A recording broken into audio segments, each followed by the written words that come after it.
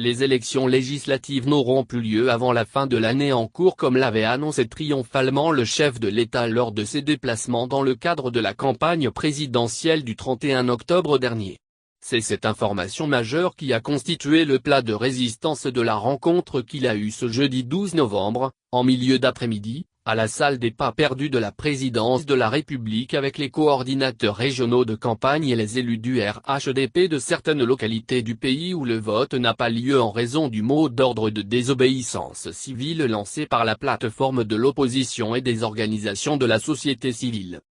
Tirant les leçons de la réalité du terrain et prenant en compte la nouvelle donne politique qui se dessine progressivement à l'horizon, le chef de l'État a expliqué à ses partisans que le temps n'était pas propice pour l'organisation des élections législatives et sénatoriales. Et qu'avec le dialogue politique entamé avec l'opposition, bien de modifications pourraient intervenir au niveau notamment de la réforme de la commission électorale indépendante, du découpage électoral etc. Le président Ouattara aurait donc proposé le mois de mars ou d'avril 2021 pour les futures législatives. Mais avant, selon notre informateur, Alassane Ouattara a exprimé sa colère et son mécontentement à certains de ses collaborateurs, cadres du RHDP qui, bien qu'ayant reçu de moyens financiers colossaux pour la campagne présidentielle, n'ont pu malheureusement être à la hauteur de ses attentes relativement aux résultats obtenus.